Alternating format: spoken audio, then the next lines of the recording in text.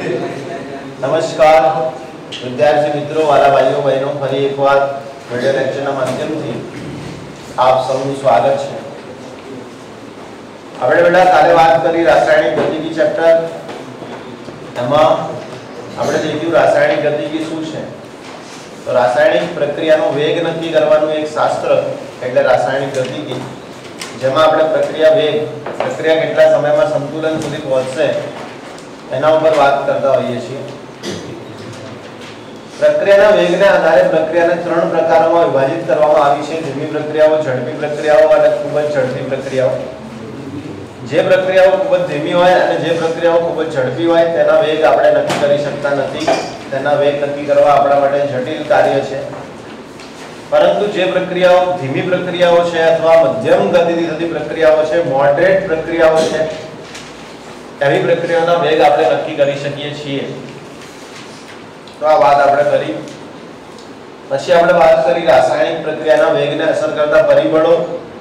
તો એમાં આપણે દેખ્યું બાહ્ય પરિબળોની અંદર સાંદ્રતા, દબાણ, તાપમાન, આ બધું રાસાયણિક પ્રક્રિયાના વેગ પર અસર કરે છે। અને સૂક્ષ્મ સ્તરીય પરિબળો, એમાં હતું દિક વિન્યાસ। દિક વિન્યાસ તમને સમજાયું કેવી રીતે? આપણે જ્યારે SN2 પ્રક્રિયા ભણતા હતા, કઈ પ્રક્રિયા? SN2, એ વખતે આપણે એવી વાત કરેલી કે તમારી જોડે ભાઈ હેલો આલ્કેન છે। શું છે? હેલો આલ્કેન, બરાબર? એટલે હેલો આલ્કેન છે। હવે ધારો કે તમે અહીંયાથી ન્યુક્લિયોફાઇલનો અટેક કરાવો તો પ્રક્રિયા થાય કે ના થાય? હા, ના થાય। તમે આ બાજુથી ન્યુક્લિયોફાઇલનો અટેક કરાવશો તો પ્રક્રિયા થશે નહીં। કેમ? કેમ કે અહીંયા જે બ્રોમિન છે એના ઉપર શું હશે? એની લોન પેર હશે। અહીંયા ન્યુક્લિયોફાઇલનો પણ પોતાનું ઇલેક્ટ્રોન વાદળ હશે। આ બંને ઇલેક્ટ્રોન વાદળ એકબીજાને આપા કરશે। મતલબ કે જો આ લોકો પ્રક્રિયા કરવા માટે આવી રીતે ગોઠવાય તો પ્રક્રિયા થતી નથી। પણ જો આ જ ન્યુક્લિયોફાઇલ પાછળથી અટેક કરે, મતલબ કે પોતાનું દિક વિન્યાસ બદલે, પોતાની ગોઠવણીમાં બદલાવ કરે, બરાબર? ઓકે, અમુક સ્ટેપમાં શું હોય કે પછી ના મજા આવે એમ, ક્લિયર? ઓકે, તો આ શું છે કે આ હેલો આલ્કેન છે અને ન્યુક્લિયોફાઇલ આ બાજુથી અટેક કરે, બરાબર? તો એનો આનંદ આખો અલગ હોય। હા, ક્લિયર? અને પ્રક્રિયા પણ ખૂબ ઝડપથી થઈ શકે। હવે ન્યુક્લિયોફાઇલ અટેક કરી શકે અને પેલી સંક્રાંતિ અવસ્થા તમને મળી શકે। શું મળી શકે? ખબર છે ને સંક્રાંતિ અવસ્થા? એમાં કાર્બનની સાંદ્રતા 5 છે એવું દેખાય, એવો ભાસ થાય તમને। તો આ है दिक विन्यास કે ભાઈ देखो અહીંયા भी બે વસ્તુ છે, અહીંયા भी है પ્રક્રિયા થોડું લેખાવાનું બને। હવે સમજો કે અહીંયા भी શું है કે પ્રક્રિયક તો છે અને કેન્દ્રનું રાગી પણ છે, અહીંયા પણ પ્રક્રિયક भी છે અને કેન્દ્રનું રાગી પણ છે। પણ અહીંયા જે સંઘાત થાય ને, અયોગ્ય સંઘાત છે। આ સંઘાત ફળદાયી નથી, બરાબર? અને અહીંયા જે સંઘાત છે યોગ્ય સંઘાત છે। આવા સંઘાતને ફળદાયી સંઘાત કહેવાય। કેવા કહેવાય? ફળદાયી। તો આમાં તમને ફળ મળે, આમાં મળે નહીં। હવે ધારો કે તમારા લગ્ન થાય ને તમારા વાઈફ હોય, તમે આમ કરો તો કોઈ ટેણિયા થાય નહીં, બરાબર? એ પછી શું કરવાનું એ તમે પેરેન્ટ્સ જોડે એકવાર શીખી લેજો। આવડે છે? ઓકે, ચાલો હવે તો સંઘાત યોગ્ય દિશામાં થશે તો જ નિપજ મળશે। બાકી ખાલી એવું નથી સંઘાત થાય એટલે નિપજ મળી જ જાય, બરાબર? સંઘાત કેવી થવી જોઈએ? યોગ્ય અને ફળદાયી થવી જોઈએ, બરાબર?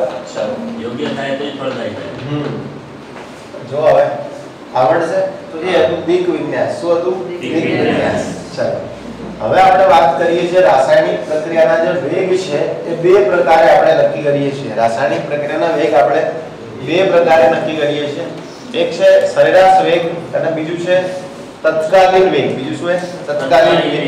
ફિઝિક્સમાં આવી ગયું છે આવું તમારે થોડું ધ્યાન રાખજો। હવે રાસાયણિક જે પ્રક્રિયાઓ છે, બરાબર? તો રાસાયણિક પ્રક્રિયાના જે વેગ છે એને આપણે બે રીતે નક્કી કરતા હોઈએ છીએ।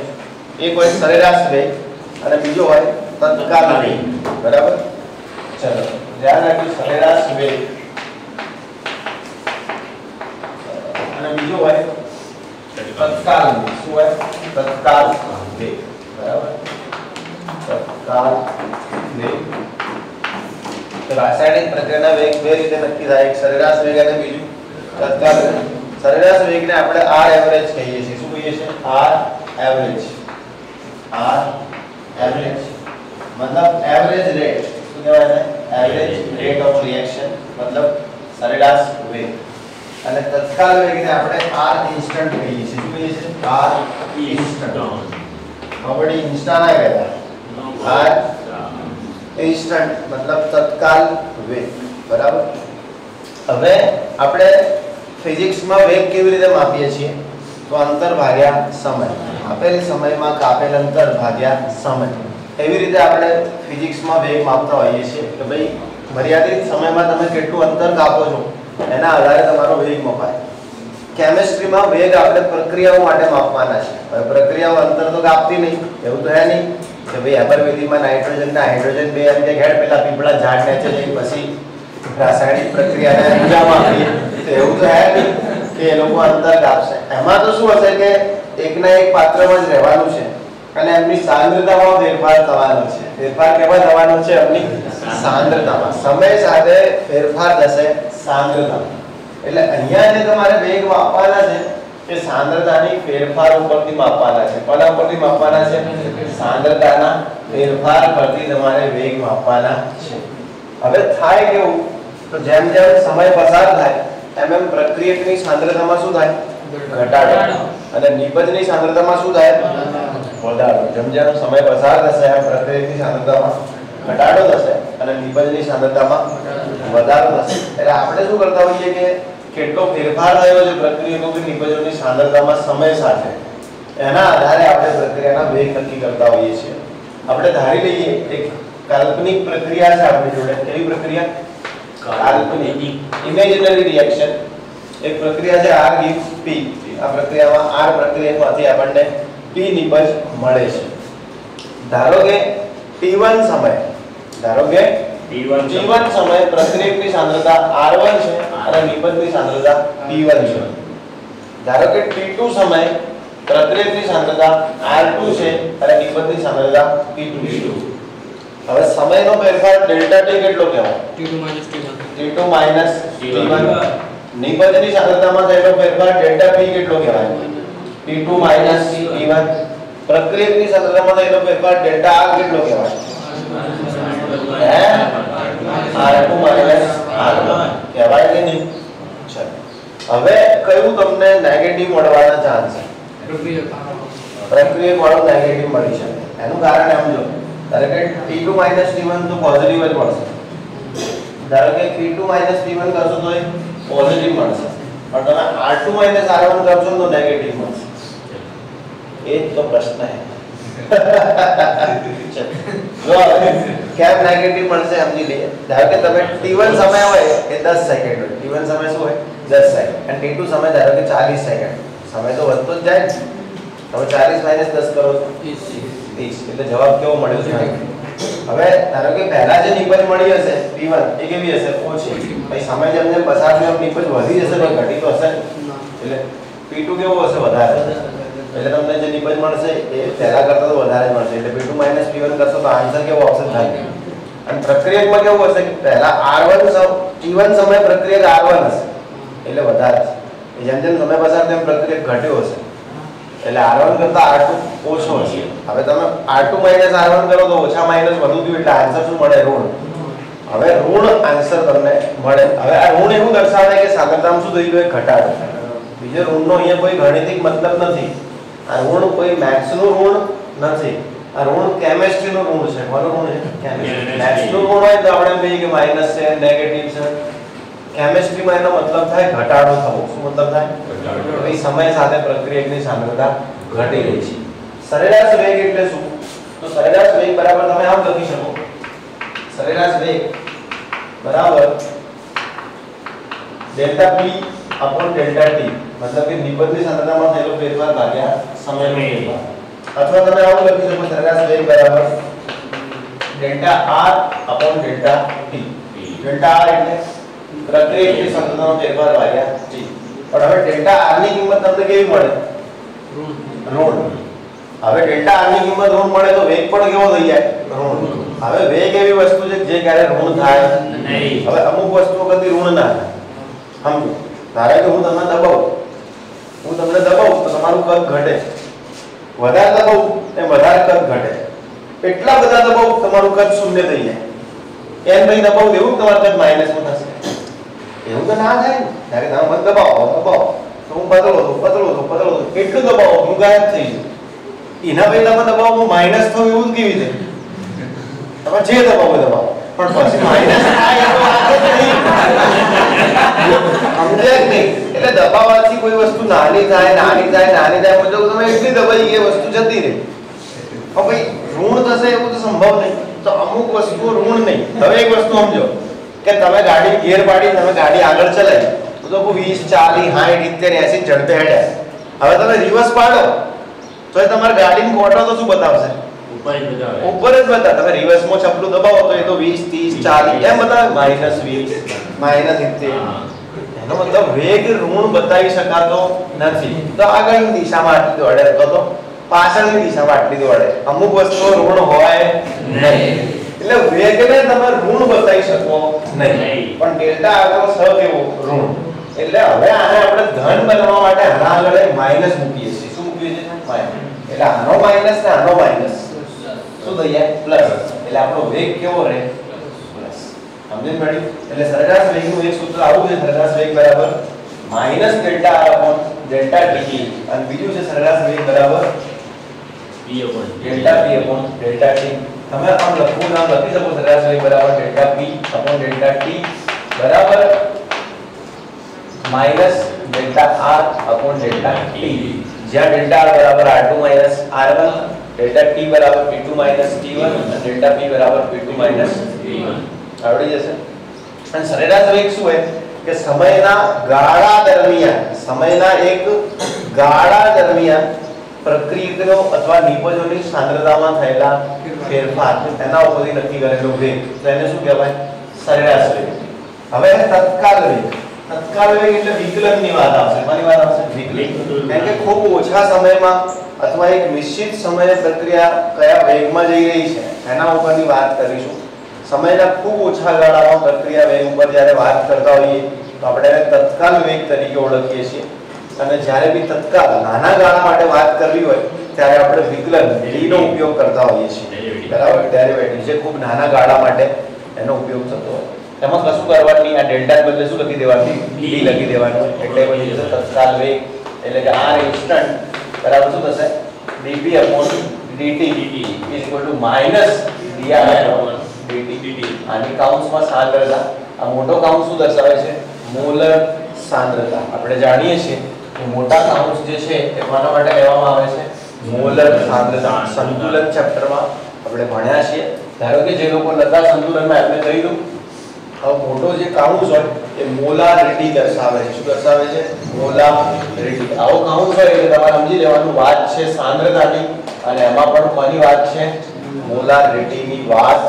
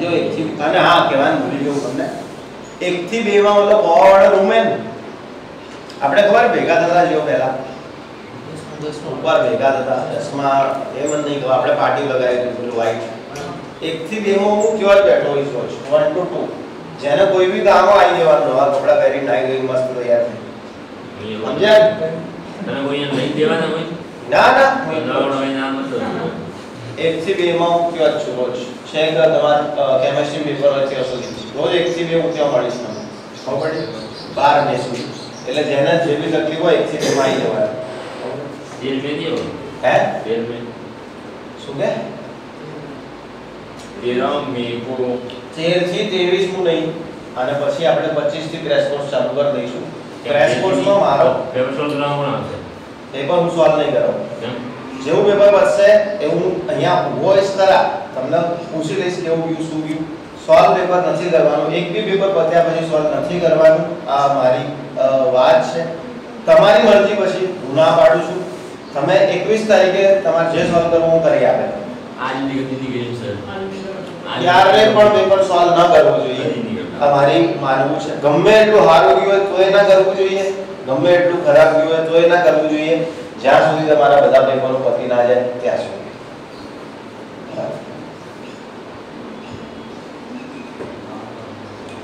એનું કારણ છે તમે પેપર બતાવી 2-2.5 કલાક કેન માટે બગાડશો સ્પેશિયલ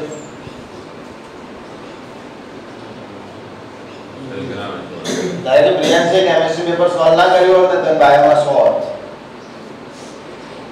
જો એને કેમિસ્ટ્રી પેપર સોલ્વ ના કર્યો હોત ને તો બાયોલોજીમાં 100 વન ને કેમ વાતો સમજે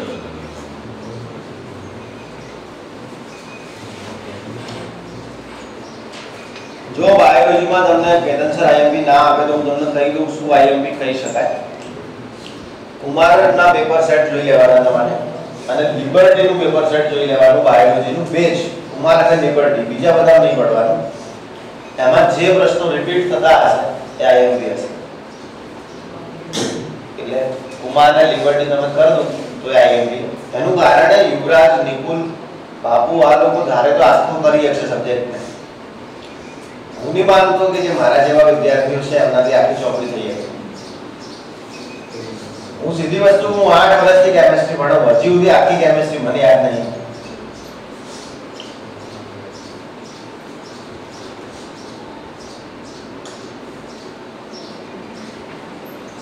નહીં યાદ આવે અમુક એવા ચેપ્ટર રહે છે મારે હજી ગોખવા પડે પાછા દેખવા પડે કે શું હા અમુક ચેપ્ટરો નહીં દેખવા પડતા ધારો કે દ્રાવણો છે ઇલેક્ટ્રોકેમિસ્ટ્રી આમાં બધી કશું ના દેખવું પડે અને ધારો કે ડીએફ બ્લોક છે બરાબર કારણ કે ધાતુ કર્મ વિધિ તો એમાં જોવા પડે પાછા અંદરથી પી બ્લોક છે આમાં નજર મારવી પડે શું થયું ઓર્ગેનિકમાં નહીં મારવી પડતી નજર પણ તમારા વખતે મેં કેમ ચોપડી પકડી એ ગઈ હતું મારા મગજમાં બહુ બધું હેડતું હોય ઓર્ગેનિકમાં અને તમારે ખાલી બોર્ડ અને તારીખ વાઇઝ હિસાબ કરવાનો હતો એટલે એ જોતો તો કે આટલી લિમિટમાં રહીને જ મારે ભણવાનું આ લિમિટથી બહાર નહીં જવાનું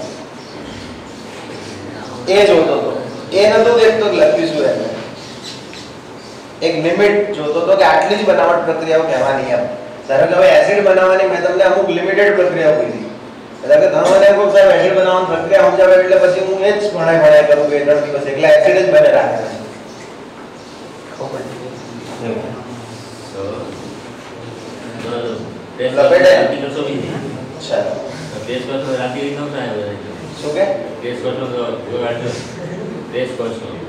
ક્રેશ કોર્સમાં તો રૂચા ટેકલ છે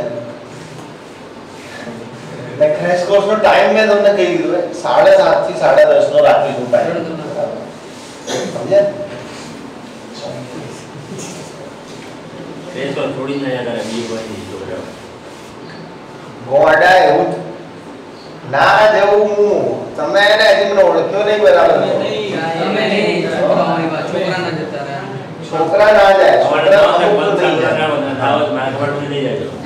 છોકરા ના જાય જાય બીજા આ નહીં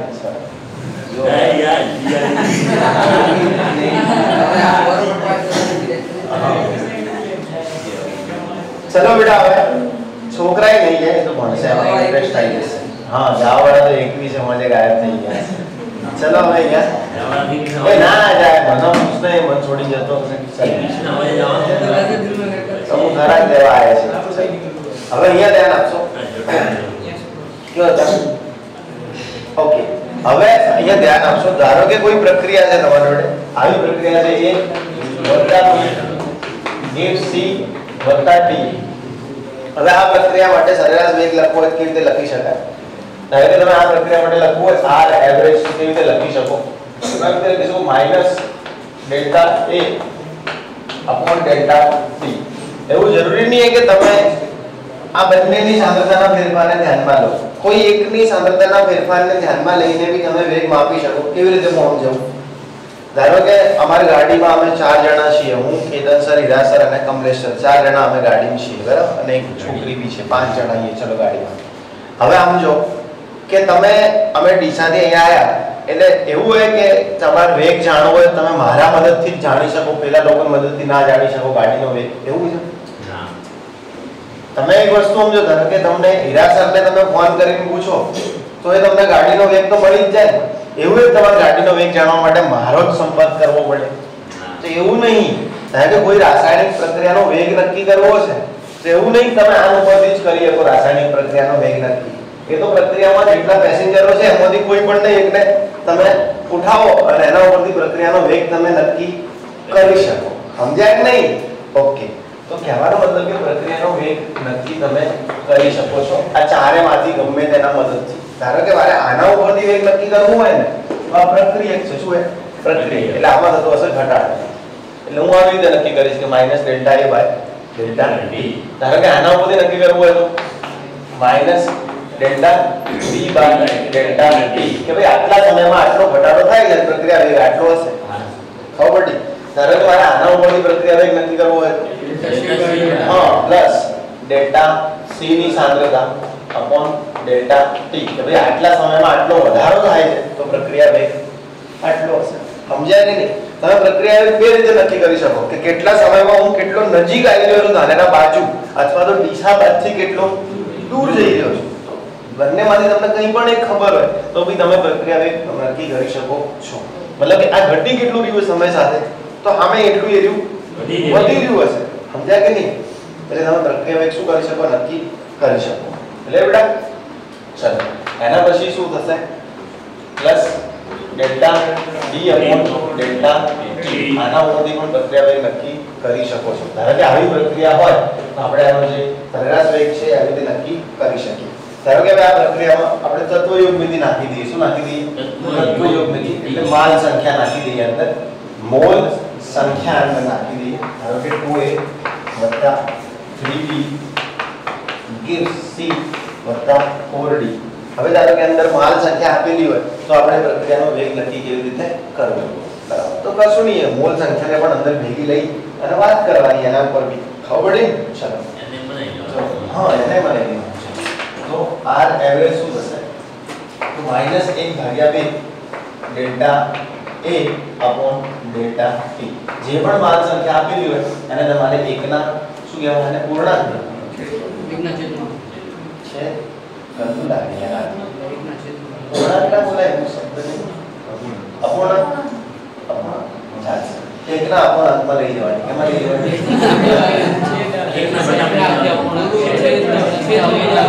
છેદ હતા પણ ગંદુ લાગે. ભાઈ છેદના બદલે ગમે તે બોલાશે. આ સંખ્યા પૂર્ણાંક છે.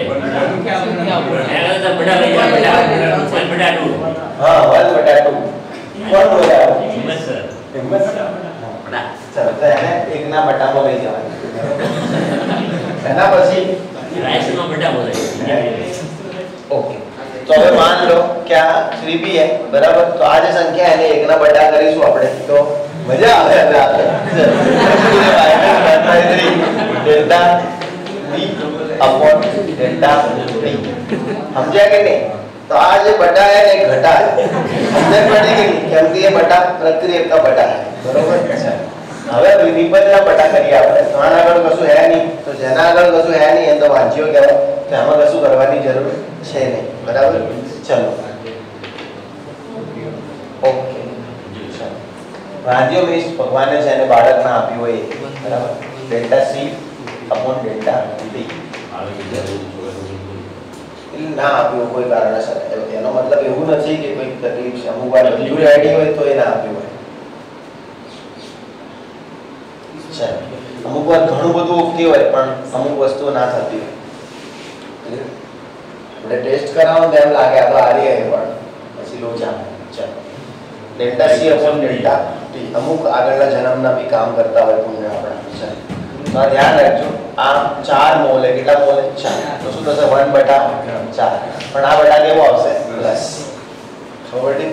ચલો અપોન શું થશે ડેલ્ટા ડી અપોન ડેલ્ટા. તમે આવી રીતે લખી શકો આનો એક બરાબર. એટલે જો માલ આપ્યા હોય તમારે જે માલ છે એને એકના બટામાં લઈ લેવાનો.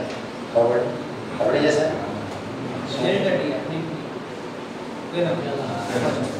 ડેલ્ટા છે અરે ઘણો ડી ગમે શું ડેલ્ટા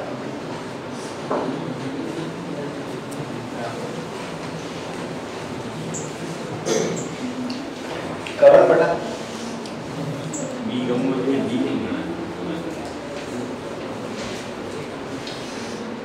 ડેલ્ટા ડેલ્ટા છે.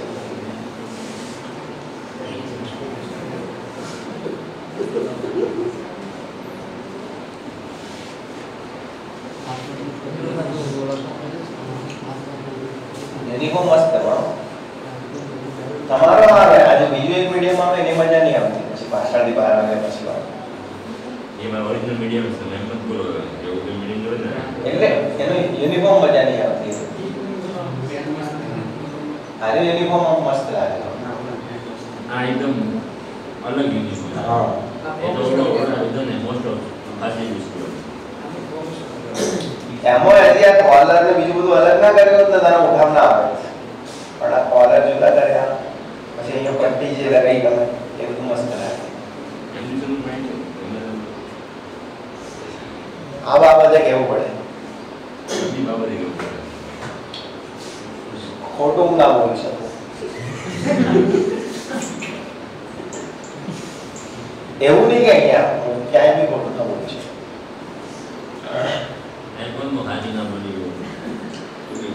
પછી ભલે જે પરિણામ આવે હું બોલી શકું જૂઠ ના બોલી શકું.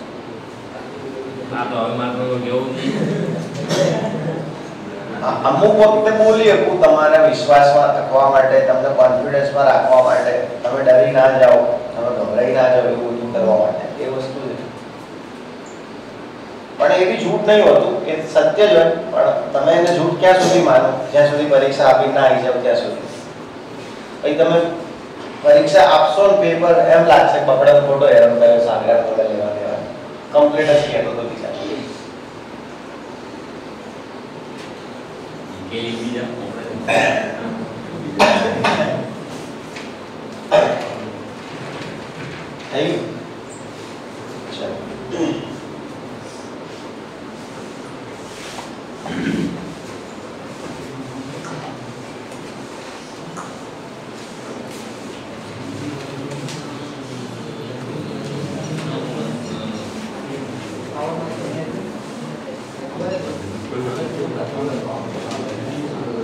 चलो तत्काल वेग लगता આપણે છે એક પ્રક્રિયા છે એના માટે તત્કાલ વેગ લખી બતાવો. n2 + 3h2 gives 2nh3. આ પ્રક્રિયા માટે તત્કાલ વેગ લખશો. કયો વેગ? તત્કાલ.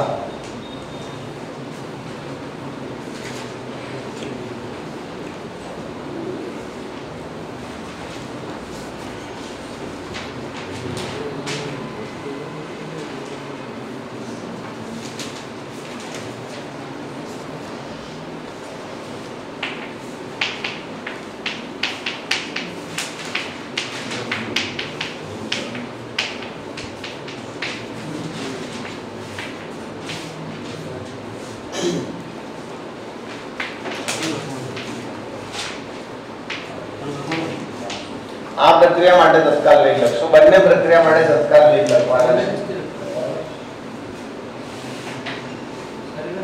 तत्काल लखवान की तरह मैंने पी नहीं है मैंने पी नहीं पी है कोई बात तो नहीं कोई वक्त में जाना खबर तो नहीं आ रुपया यार कोई काम आइए तो मैं कीधुं 23 तारीखे હું લેવા આવવાનો છું ને અમીરા પછી આપણે 26 જઈશું પાછા બે ત્રણ દિવસ તો હું કીધું મને લેવાના આબુ દાવજો હું લેવાનો મારે દૂધ ભરાવાનું બીજું ઘણું કામ ઘણું બધું કામ છે આવવા જવાનું હોય બધે ના ટીચરે ના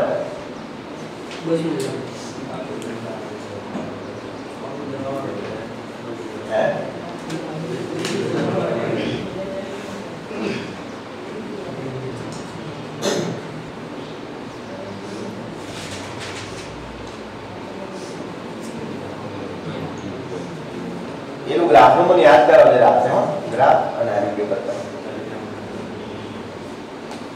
ટેલિગ્રામ મેસેજ ની કોલ જ કરજે મયંક શર્મા ચલો વિચારીએ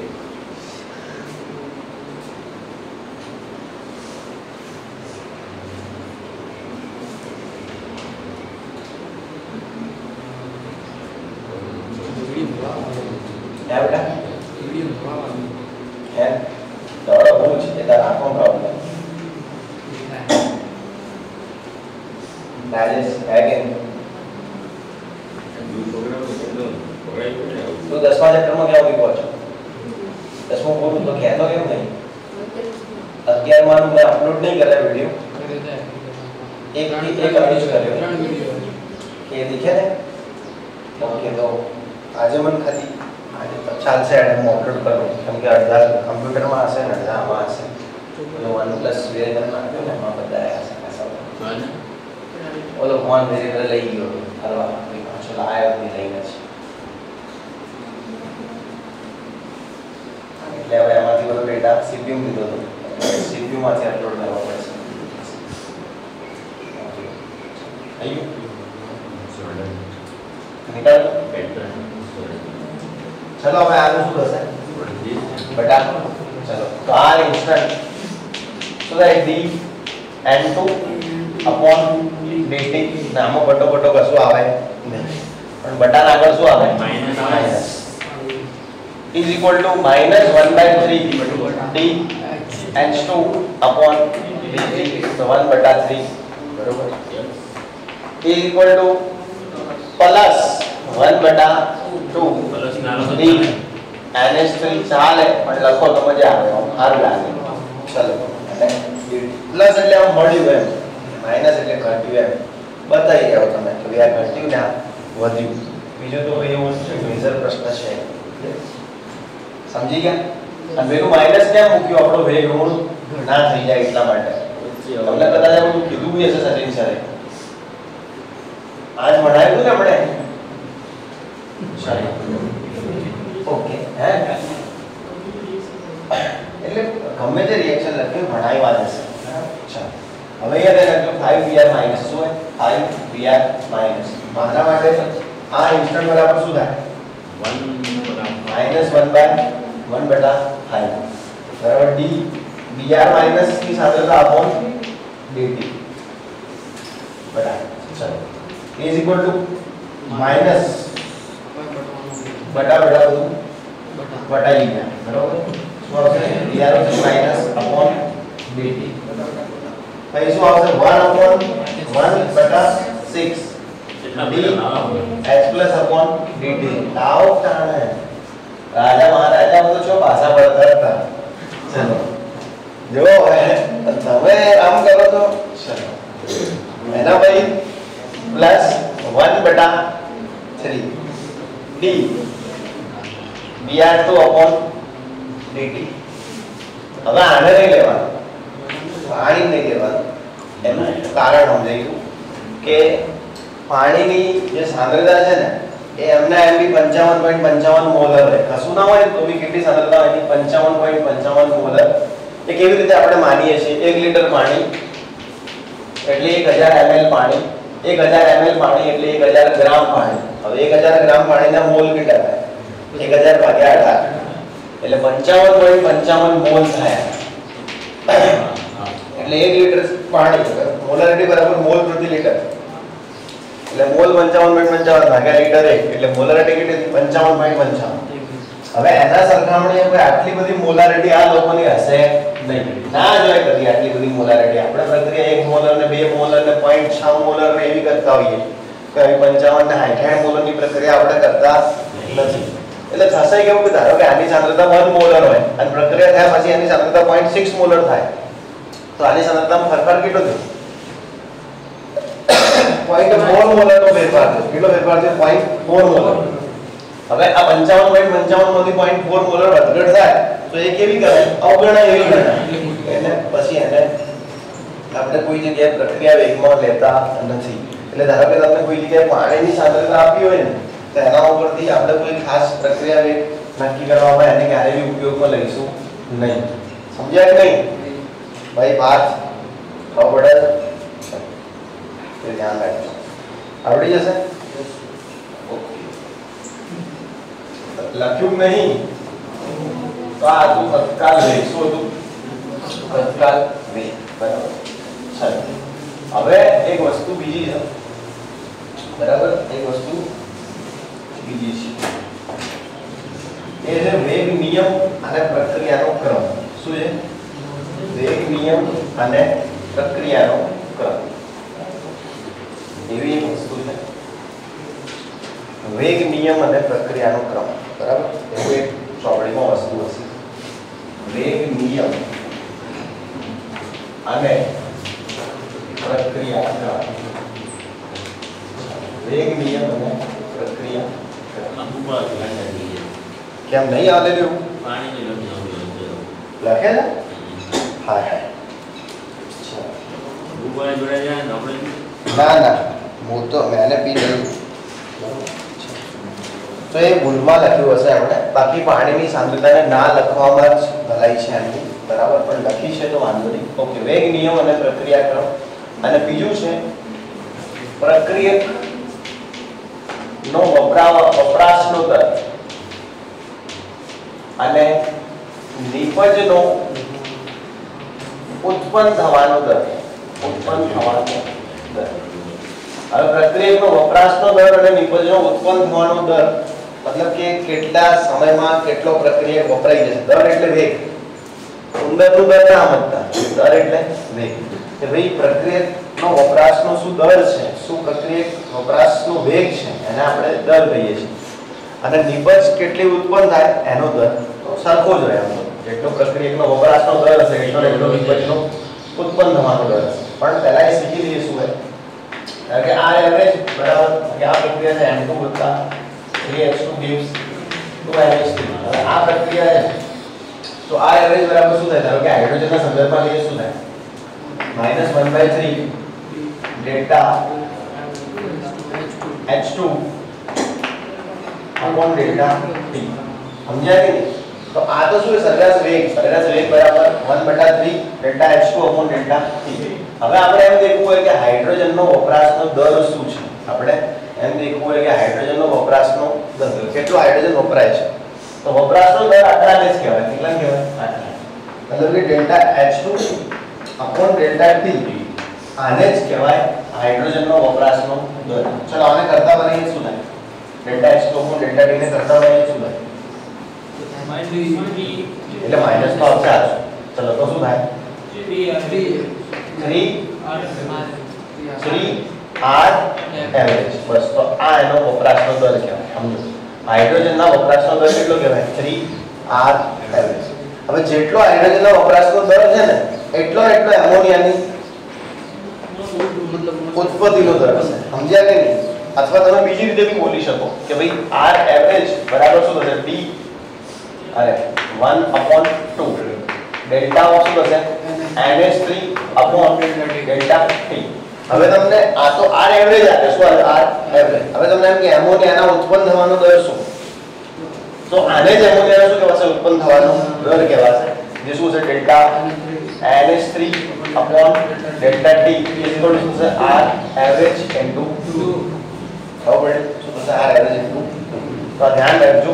અહીંયાથી MCQ પૂછી શકે. ઘણી વખત તમને વેગ આપી દે એમ કે પ્રક્રિયા માટે સરેરાશ વેગ આટલો છે તો પ્રક્રિયકના ઉત્પન્ન થવાનો દર અથવા પ્રક્રિયકના ઘટાડાનો દર અથવા પ્રક્રિયકના વપરાશનો દર અથવા તો નિપજના ઉત્પન્ન થવાનો દર શોધો. બરાબર. અહીંયાથી મે 2021 નો MCQ આવી શકે. ક્લિયર? આમ તો આપણે MCQ IMP નથી આપતા પણ હવેથી આપણે MCQ પણ IMP આપીએ છીએ. બરાબર. સ્કીમ છે લખી લેશો.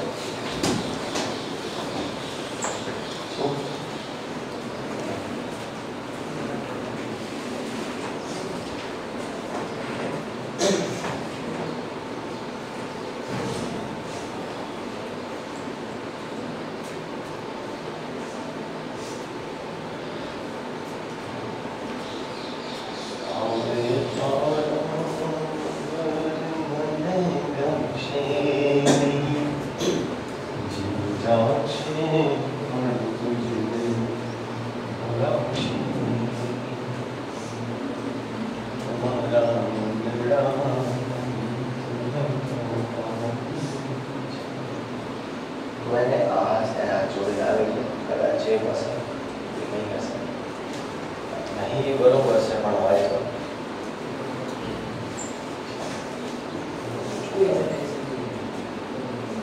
મારે તો ટેન્શન નથી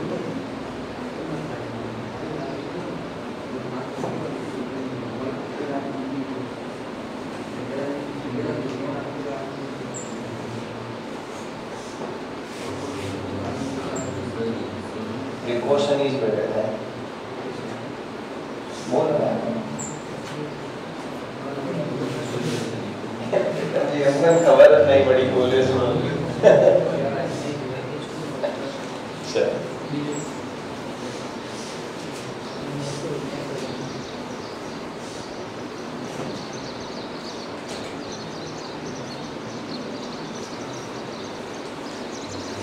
तर આજે 10મા લેક્ચરમાં તો ત્રણ વસ્તુ મળીને વિડિયોમાં બૂટ્સ અને બૂટ પેટી આજે આવી જઈ છે એનો વિડિયો નથી બતાવ્યો આવડી ગઈ હા આવડી ગઈ કેવી રીતે હોશિયાર માણસ કહેવાય એ તો એમ બી જોરદાર જ આપશે તો બીમારમાં એવો ફરક નહીં પડી જતો એવું તાર વિચારવા નહીં બીમાર થઈ ગયો એટલે મારથી ના થાય કરી બતાવવાનું પછી હું તારી સ્ટોરી બોલીશ ત્યારે હું બીમાર થયું તું આટલું બગડ્યું તું તોય આટલું કરી બતાવ્યું ખબર પડી એવું થોડી બીમાર થઈ ગયા તો ના થાય થાય બધું શું ના થાય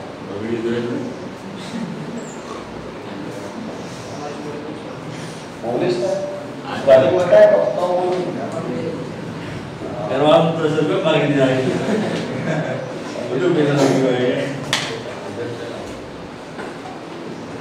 સારા નિગાળ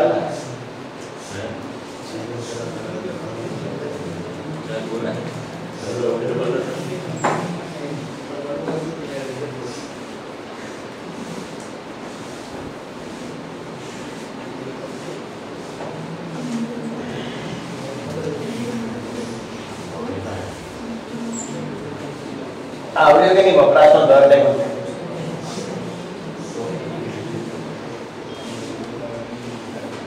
સારું હવે દેખીએ છે પ્રક્રિયાનો વેગ નિયમ અને પ્રક્રિયા વેગ અરે પ્રક્રિયા ક્રમ ના શોધો આ તો ખાલી વપરાશનો ને પેલો એક એમસીક્યુ યાદ આવે છે પ્રક્રિયાનો વેગ નિયમ અને પ્રક્રિયા ક્રમ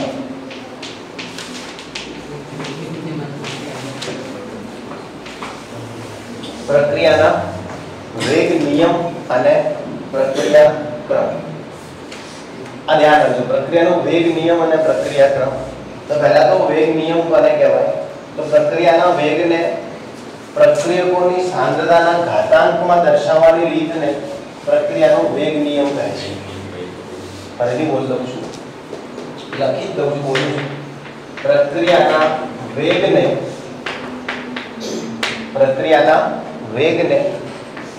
પ્રક્રિયકોની સાંદ્રતાના ઘાતાંકમાં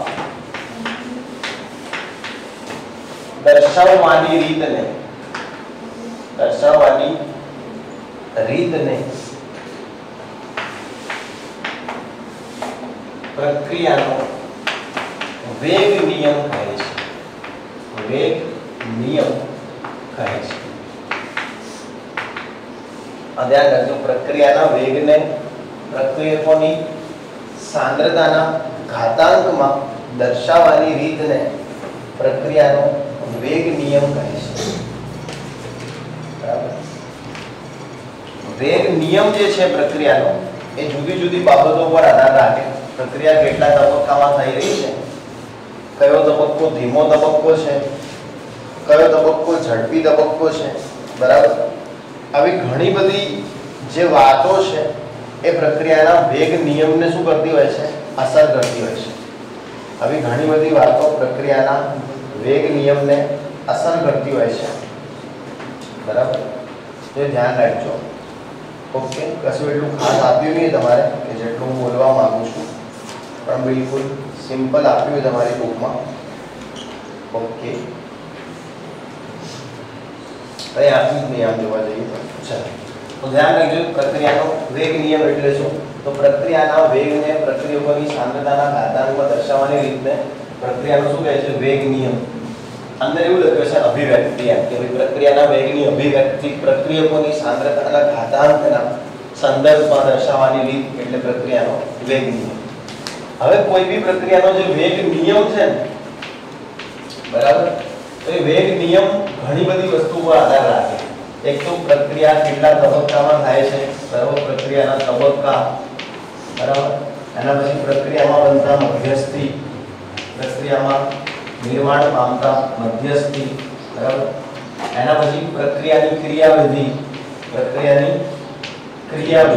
આપણે જે રીતે ઓર્ગેનિકમાં બોલતા કે આ પ્રક્રિયાની ક્રિયાવિધિ ભલે ભણ્યા નતા પણ ખાલી પ્રક્રિયા હોય એટલે એ જ કહું ઓર્ગેનિકમાં આપણે જે રીતે બોલતા પ્રક્રિયાની ક્રિયાવિધિ ભલે ભણ્યા નતા બરાબર તો એ રીતે પ્રક્રિયાની જે ક્રિયાવિધિ હોય મિકેનિઝમ કે ભાઈ કયા કયા સ્ટેપમાં થઈ પ્રક્રિયા બરાબર સ્ટેપ અંદર કેટલા ધન આયન બન્યા હશે કેટલા ઋણ આયન બન્યા હશે કોણ કોની સાથે જોડાયો હશે આપણે ખાલી એકાદ ક્રિયાવિધિ ભણ્યા હોય છે પેલી બંદૂક વાળી બરાબર કે ભાઈ પેલો કાર્બોનિલ બંધ તૂટે પછી હાઇડ્રોજન જાય હવે એમાં કોણ કેટલું કામ કરે એમ ભાઈ બટરફ્લાય બને તો કહેવાનો અર્થ એ છે કે ભાઈ પ્રક્રિયાની ક્રિયાવિધિ શું છે કયો તબક્કો ધીમો છે કયું મધ્યસ્થી બને છે આ બધી બાબતોને ધ્યાનમાં રાખીને પછી શું થતો હોય વેગ નિયમ નક્કી થતો વેગ નિયમ નક્કી કરવો એક પ્રાયોગિક વસ્તુ છે કઈ વસ્તુ છે પ્રાયોગિક વેગ નિયમ નક્કી કરવો એ આપણા હાથની વાત નથી વેગ નિયમ નક્કી કરવા એક એવી ઘટના છે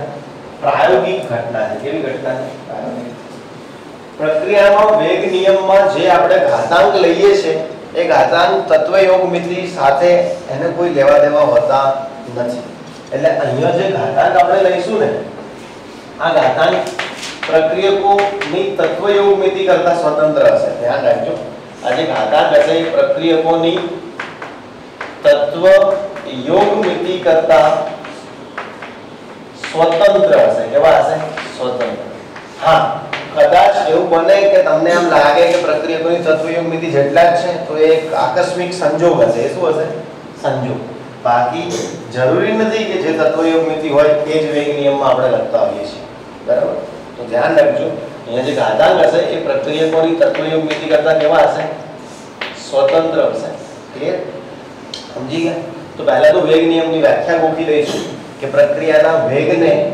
પ્રક્રિયકોની સાંદ્રતાના ઘાતાંકમાં અભિવ્યક્ત કરવાની રીતને પ્રક્રિયાનો વેગ નિયમ કહે છે એટલે દર્શાવવું એટલે અભિવ્યક્ત કરવું સમજ્યા કે નહીં પોતાની ફિલિંગ્સ બતાવવી બરાબર એને કહેવાય દર્શાવવું આવડી જશે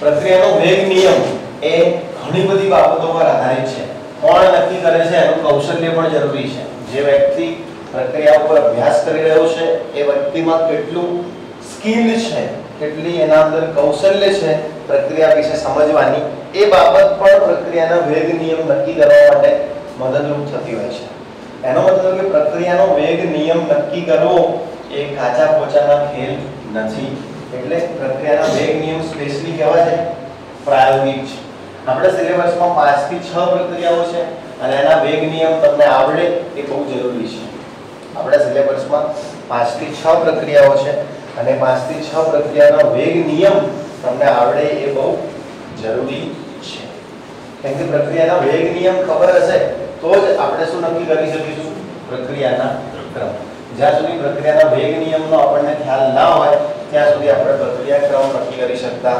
નથી પ્રક્રિયાની તત્વયોગની કરતા સ્વતંત્ર એ સમજાવું છું આજે તમને લખવાનો ચાન્સ આપ્યો છે સમજાવું છું એક જ મિનિટમાં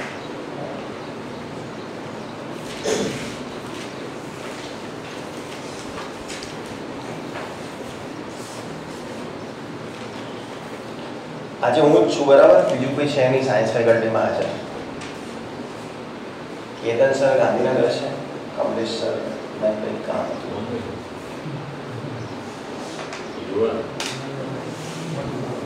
એટલે કંઈ પણ કામ હોય તમારે હું જ છું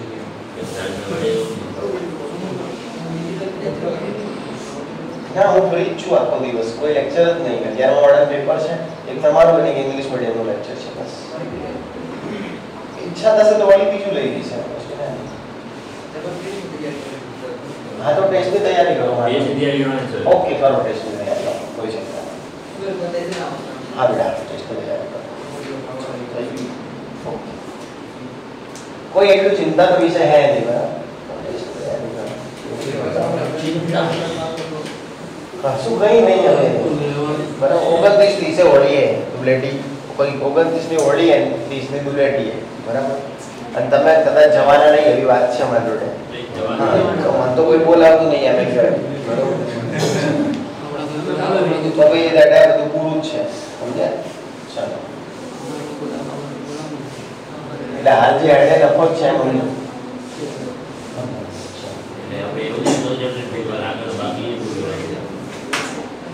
હવે ગાંડા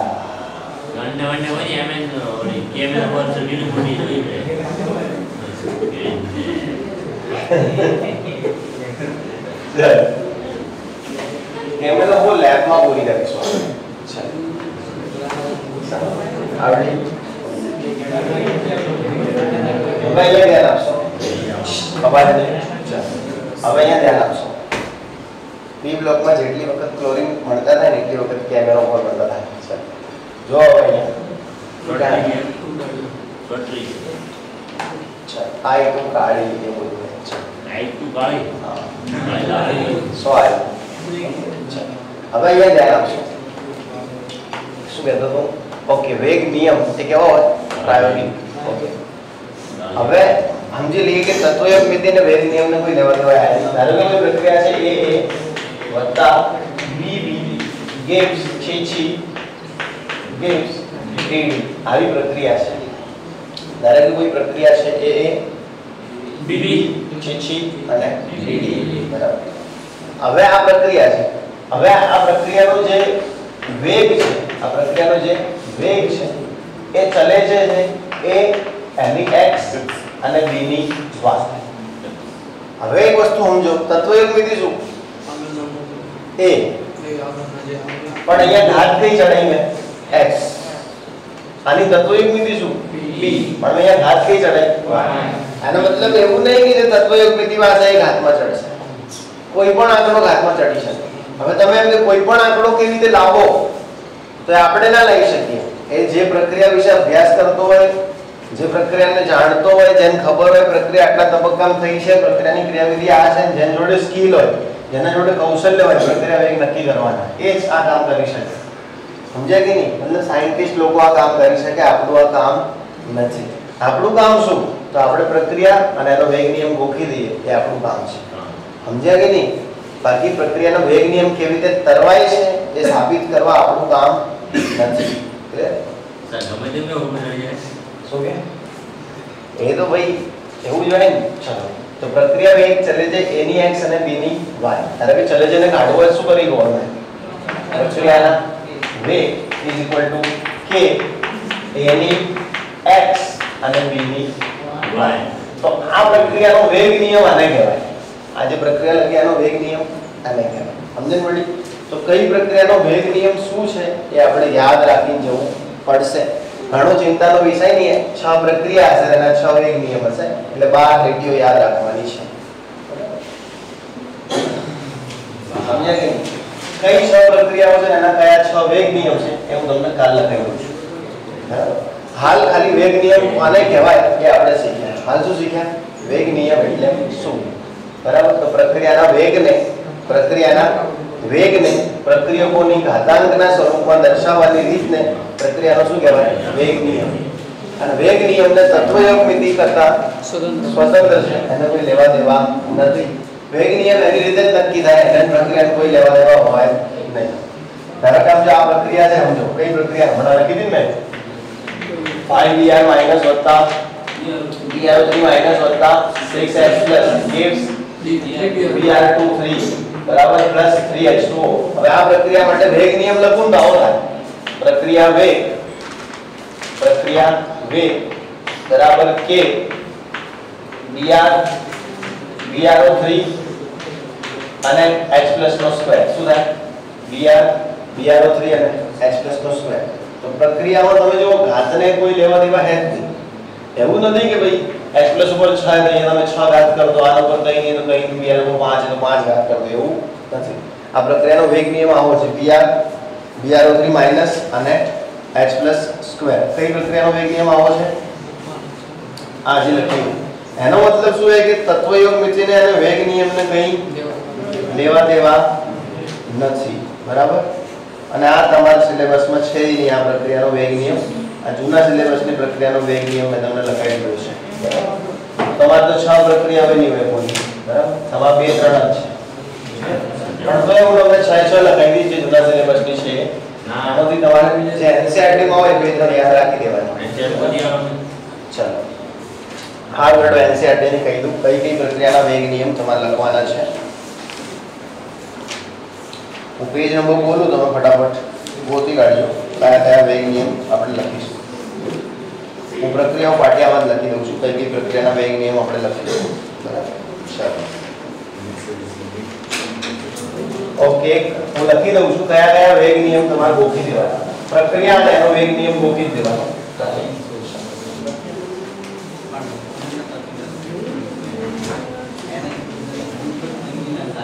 વેગ નિયમ માટે ખાલી ઉપયોગ પ્રક્રિયાનો થશે, નિબંધનો થશે નહીં. નિબંધને વેગ નિયમમાં આપણે લેતા નહીં. તો એનો પ્લસ O2 ગેસ તો એનો આ પ્રક્રિયા છે બરાબર 101. તો આ પ્રક્રિયા માટે વેગ બરાબર no2 O2 બરાબર. વેગ બરાબર કે no2 O2. હવે આનો મતલબ એવું ના બનતા કે સાહેબ તત્વયોગ મિતિને જ ઘાતાંકમાં લઈ લીધી છે, લક બાય ચાન્સ આવું થયું છે. એનો મતલબ એમ નહીં બધી પ્રક્રિયામાં આવું થતું જ રહે પછી, બરાબર? તો આ એક ચલો એના પછી બીજો વેગ નિયમ લખાવું છું. બીજો વેગ નિયમ છે, એક પ્રક્રિયા છે CnCl3 Cl2 gives CCl4 HCl, બરાબર? વેગ બરાબર કે CsCl3 અને Cl2 ની વાળા. શું આવશે? CsCl3 અને Cl2 ની વાળા. તમે જો હવે તો એક મિતિને વેગ નિયમને કોઈ લેવા દેવા નથી. એના પછી વળી એક પ્રક્રિયા છે એસ્ટરીકરણ, બરાબર? એસ્ટરનું જોડવાનું CH3COO C2H5 એસ્ટર છે. એસ્ટરને આપણે પાણીમાં નાખીએ. કેમાં નાખીએ? પાણીમાં. ચલો એસ્ટરને પાણી નાખો શું બને? એસિડ વત્તા આલ્કોહોલ. એટલે શું બનશે? CH3COOH વત્તા C2H5OH. શું બનશે? C2H5OH. આ પ્રક્રિયામાં વેગ બરાબર કે CH3COO C2H5 એટલે કે એસ્ટર એની એક ઘાત અને પાણી એની શૂન્ય ઘાત. એનો મતલબ કે પાણીની સાંદ્રતા લો કે ના લો કોઈ ફરક પડતો નથી, બરાબર? ચલો તો આ પ્રક્રિયાનો વેગ નિયમ આવો થશે. ચલો હવે તો 2 થઈ ગયા. એના પછી વળી એક પ્રક્રિયા છે, એનો વેગ નિયમ લખાઈ દઉં છું, બરાબર? પ્રક્રિયા આપણા જોડે આવી છે 2H2O2 બરાબર I minus gives 2H2O plus O2, બરાબર? H2O2 ના વિઘટનની પ્રક્રિયા છે. આ પ્રક્રિયા માટે વેગ બરાબર કે H2O2 અને I minus, બરાબર? બંનેની એક એક, એટલે ભલે 2 છે ના તો પણ બંનેની એક એક. ક્લિયર? ધ્યાન રાખજો આ પ્રક્રિયાનો વેગ નિયમ છે. ચલો ઓકે, લખતા રહેજો, બરાબર? કેટલી થાય છે ગણતા રહેજો, બરાબર? 4. ઓકે, મેં જ્યાં સુધી ગોખેલું છે ત્યાં સુધી 6 થવી જોઈએ, પછી ખબર નહીં. ઓકે, એના પછી એક વળી પ્રક્રિયા આપી છે C2H4. શું છે? C2H4 વત્તા H2, બરાબર? આ ખબર છે બધાને.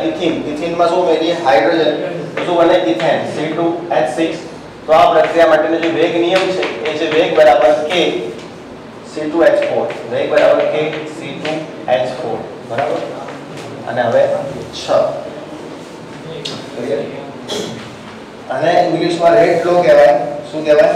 રેટ લો. હું કહું છું રટ લો, બરાબર? વેગ નિયમ. ક્લિયર? ચલો શું છે? વેગ નિયમ જુદી જુદી પ્રક્રિયાઓ માટે આપણે કેવી રીતે લખી શકતા હોઈએ વેગ નિયમ. ચલો એના પછી ખાંડ વાળી પ્રક્રિયા છે બરાબર. C12H22O11 ખાંડનું જળ વિભાજન. જો આ એસ્ટરનું જળ વિભાજન છે એના સામે નામે કયું છે ખાંડનું જળ વિભાજન. ખાંડનું જળ વિભાજન કરાવીએ પાણીની હાજરીમાં શું બનશે ગ્લુકોઝ અને ફ્રુક્ટોઝ. આ તમે ભણી લાયા. ખાંડ એક ડાયસેકેરાઇડ છે અને એનું જળ વિભાજન કરીએ તો આપણને મોનોસેકેરાઇડ મળવા જોઈએ. એટલે કે શું મળશે C6H12O6 વત્તા C6H12O6 જેમાં એક ગ્લુકોઝ હશે અને બીજો ફ્રુક્ટોઝ હશે. આ પ્રક્રિયા માટે વેગ બરાબર છે C12H22O11 એની 1 ઘાત અને પાણીની શું આવશે 0 ઘાત પણ જે લખવામાં આવતી નથી. ક્લિયર? તો આ પ્રક્રિયાનો વેગ નિયમ. શું તો પ્રક્રિયાનો વેગ નિયમ.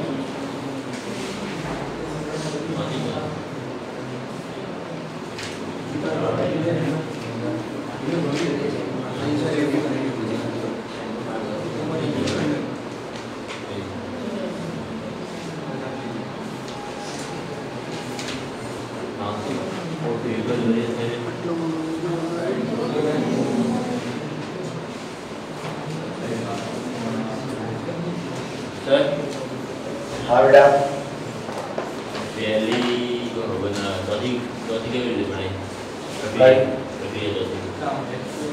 अंदर આપેલી છે ચોપડીમાં આણ્વિકતામાં આપેલી છે क्या है 156 एमोनिया पता है.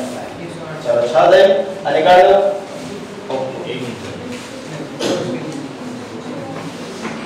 सर चौथी क्या जरूरत है भाई चौथी આપેલી તો છે પેજ નંબર આ ચોથી અને પેજ નંબર કોથિયા એટલે આવશે જે આગળ તો પ્રક્રિયા તો પાછા ભણવાની આવશે. આણ્વિકતા આપણો ટોપિક આવશે એમાં. પણ હાલ ખાલી આ તો આટલી પ્રક્રિયાઓ આપીને આનો વેગ નિયમ છે એ હાલ મૂકેલા હોય તમને સીધા એમસીક્યુ સોલ્વ કરવામાં આવે. હા પ્રક્રિયા બની કેવી રીતે કોઈ ની ખબર પડી ગયો એ તો મધ્યસ્થી બધું બનશે. આઈઓ માઈનસ ને બધું લખવાનું આવશે. ભાઈ બે સ્ટેપમાંથી આઈઓ માઈનસ કટ થઈ જશે ને બધું આવશે આગળ. આણ્વિકતા ભણીશું ને એટલે 6 નંબર આપણી. ઓકે એના પછી 7 નંબર. ચલો H2 + I2 gives 2HL. H2 + I2 gives 2HL. તો આનો વેગ નિયમ આવો છે વેગ બરાબર K H2 I2 બરાબર. એના પછી 8 H2 + Cl2 gives 2HCl બરાબર પ્રકાશની હાજરીમાં. તો આ પ્રક્રિયાનો જે વેગ નિયમ છે એ છે વેગ બરાબર K H20 Cl2 0 બરાબર. એના પછી 9મી H2 + Br2 gives 2HBr 2HBr. તો આ પ્રક્રિયાનો વેગ નિયમ છે વેગ બરાબર K H2 Br2 ની 1/2 H2 Br2 ની 1/2. આના ઉપરથી ઘણી બધી વખત MCQ બની અને પૂછાયેલા છે બરાબર કે H2I2 અને HI. તો આ પ્રક્રિયાનો વેગ નિયમ શું છે વેગ બરાબર કે H2I2 ની 1 ઘાત બંનેની જેના પર કશું નથી લખતો એના ઉપર તમારે એક સમજી લેવાનું અને કઈ લખેલું ઉપર સમજવાનું 1 બરાબર. પછી H2Cl2 પ્રકાશની હાજરીમાં તો બંને ઉપર 0 અને પછી H2Br2 શું આવશે 2HBr. આટલા વેગ નિયમ તમને આવડે એ બહુ મહત્વના છે. એટલે આટલા વેગ નિયમ તમને આવડે બહુ મહત્વના છે. બીજા બી 1 2 3 વેગ નિયમ છે બરાબર. ઓકે પણ એ તમે થિયોરેટિકલી યાદ રાખો ને તોય ચાલે. થિયોરેટિકલી એટલે કેવી રીતે ખાલી આમ તમને ખબર હોય પ્રક્રિયા ના ખબર હોય ચાલે પણ આમ ખબર હોય આ પ્રક્રિયાનો વેગ નિયમ તો આવો જોઈએ. ચલો કેવી રીતનું હે ધારો કે એન્ટોફાઇલનું વિઘટન શું હોય એન્ટોફાઇલનું વિઘટન સમજો કોઈ બી જગ્યાએ એવું લખેલું આવે એન્ટોફાઇલનું વિઘટન એટલે તમારા મગજમાં એક જ વેગ બરાબર K એન્ટોફાઇલ શું આવે વેગ બરાબર K એન્ટોફાઇલ બરાબર. તો એન્ટોફાઇલનું વિઘટન આવી રીતે હોય બરાબર. એના પછી એમોનિયાનું શોષણ બરાબર શું હોય NH3 નું શોષણ બરાબર. તો આના માટે તમારા મગજમાં ફિક્સ જ હોય કે ભાઈ વેગ બરાબર K NH3 0 શું હોય વેગ બરાબર K NH3 0 ખબર પડી. એના પછી ધારો કે એક વેગ નિયમ છે બરાબર ઈથર નું જળ વિભાજન છે. કોનું જળ વિભાજન છે? ઈથર. બરાબર. ઓકે, તો એ ઈથર નું જળ વિભાજન એટલે એની 3/2 હશે ઈથરના જળ વિભાજનમાં. બરાબર. ઈથર નું જળ વિભાજન, ઈથર નું જળ વિભાજન. પણ આ તો ખાલી એમને એમ લખાઈ દઉં, આ તો આપેલા જ હશે, આવું બધું પૂછશે તો. ઈથર નું જળ વિભાજન એના માટે વેગ બરાબર k ઈથર બરાબર અને એની 3/2 હશે. શું હશે? 3/2 એટલે કે 1.5. ઓકે, આના પછી આલ્ડીહાઇડ એના વિઘટન માટે બી સેમ ટુ સેમ વેગ બરાબર 3/2. શું બેટા? 108 ઇમરજન્સી. ઓકે, એ તો કશું નહીં, કેન્દ્રીય વિઘટન પ્રક્રિયા બધી જેવી છે.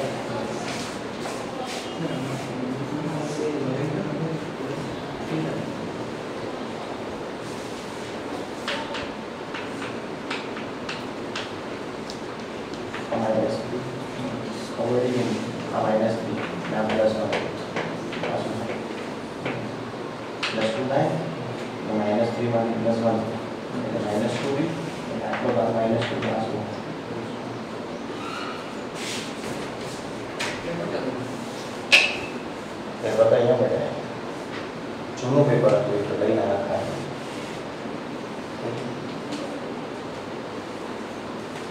તો આ બધા વેગ નિયમ છે. બરાબર. કાલે નહીં પરમ દિવસે તમે આ બધા તૈયાર કરીને આવજો, કેમ કે આજ તો તમે ટેસ્ટની તૈયારી કરશો એટલે આને અડશો નહીં, અને પરમ દિવસે વેગ નિયમ તમને આવડવા જોઈએ. હવે 2-3 લીટી છે. આની વેગ જ તમે ક્રિયા લખવા વેગ નિયમ લખવાના.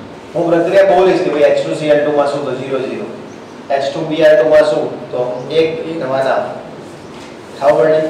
પછી એમ પૂછે ભાઈ કે ખાંડના જળ વિભાજનમાં શું તો ખાલી ખાંડની 1, બીજું કંઈ નહીં. એસ્ટરના જળ વિભાજનમાં શું તો એસ્ટરની 1, પાણીની 0. એવું ખબર હોવી જોઈએ.